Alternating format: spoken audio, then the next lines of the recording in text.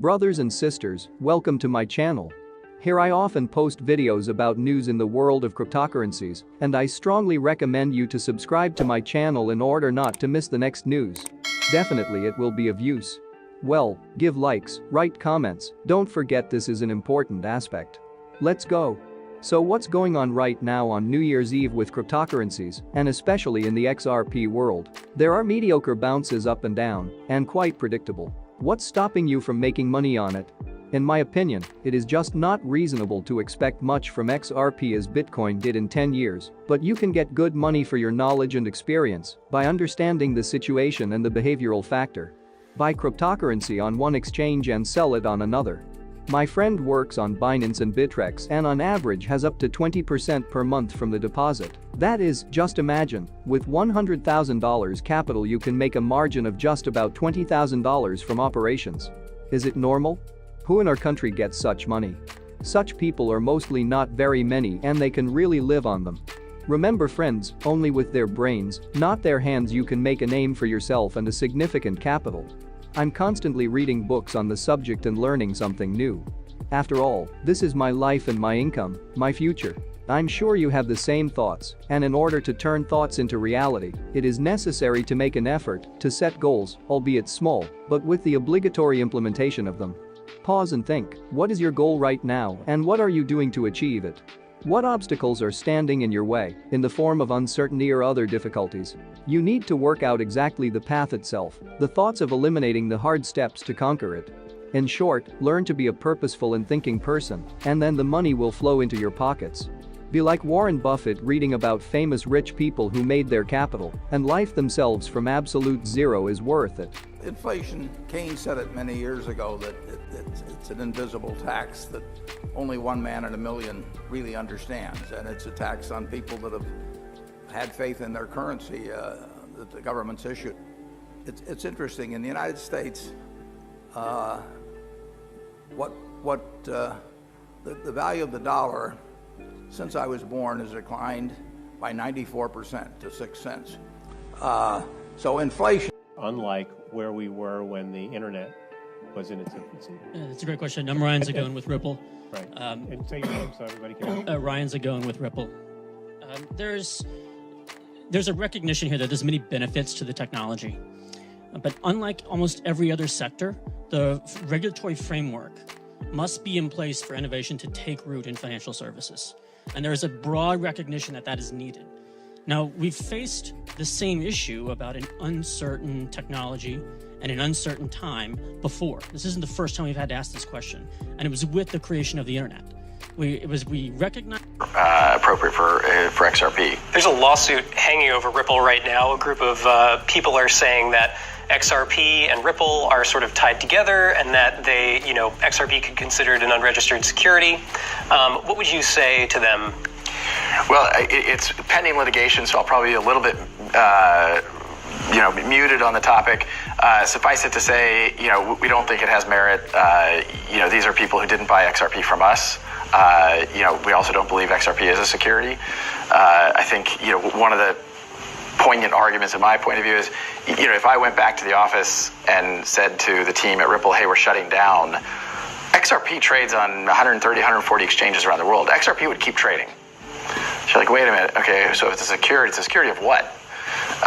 It's not a security of Ripple. It doesn't give you the rights to dividends or ownership of Ripple, the company. We have shareholders of Ripple, right? We raised a Series A financing, a Series B financing, and we own a lot of XRP, but they're two separate things. At the same time, we've seen recently Block One had the hammer come down on them from regulators. They were basically said that they were selling an unregistered security. $24 million. Just it's interesting you call that a hammer. They raised $4 billion and they yeah, it's a light hammer. It's a light hammer. You and I would never judge what a hammer is. Maybe it's a fly swatter. hammer.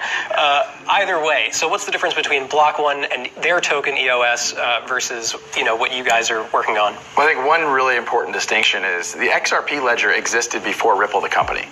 It's a public blockchain. You can go back and see kind of transactions 0, 1, 2, 3. You can see when Ripple was incorporated in the Secretary of State in California. Ripple didn't create the XRP ledger. The XRP ledger had utility prior to Ripple's existence. Certainly we are an interested party in the success of the XRP ledger, for sure. We own a lot of XRP. But it's a little bit like saying, Exxon owns a lot of oil. That doesn't make oil a security. Exxon's clearly interested in how to, we can argue about the health of the, I'm not here to debate carbon emissions. Climate crisis, do you want to get into that? This isn't the example I wanted to choose here, but suffice it to say, Exxon cares a lot because they have a lot of customers.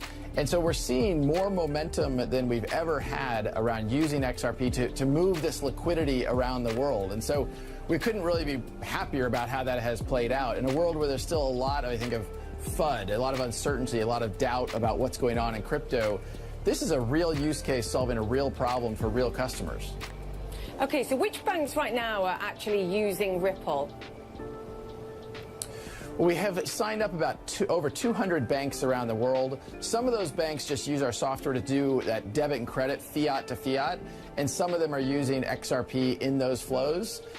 We have banks like Santander that we've been working with for years and are moving lots of volume through the Ripple's technology.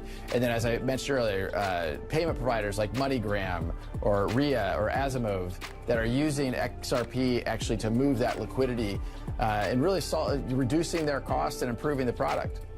Just in terms of the transactions, though, that you're seeing using Ripple, what proportion of those actually use XRP versus direct? And just where do you see that ratio going? I'm just trying to get a sense of sort of how much XRP itself is actually used as part of the Ripple platform. So I would say the order of magnitude, the way to think about it, is similar to the proportion of customers. So if we've got, I don't know, a couple hundred customers we have launched, 10 to 15 of them we've talked about using XRP. I would use that ratio as the total ratio between what's happening with Ripple's technology overall. XRP, like Bitcoin and other cryptocurrencies, has been volatile. I asked Brad if the message to investors is don't use XRP to speculate.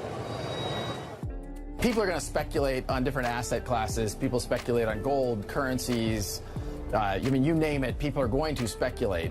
When we think about this, and what I've said very publicly is I think the long-term value of any digital asset is going to be derived from the utility it delivers. There is a lot of hype in the crypto market space. We've seen that even recently. A lot of attention around what's going on with Libra and Facebook's announcement around Libra. Today, that's just a white paper. So 3 to 5 years is tricky. If you'd said 30 years, I think I'd give you a more accurate vision. I think 3 to 5 years has a lot of dependencies on, does our economy reopen in the next 6 months? What happens with the presidential election? What happens with China on various immediate issues of national security? So, but what I would say is if you kind of assume a steady state on all of those things, what I think will happen is 3 to 5 years from now, I think banks will be connecting to blockchains the same way that they connect to SWIFT and ACH and other networks. Right. Once they do that, the nature of banking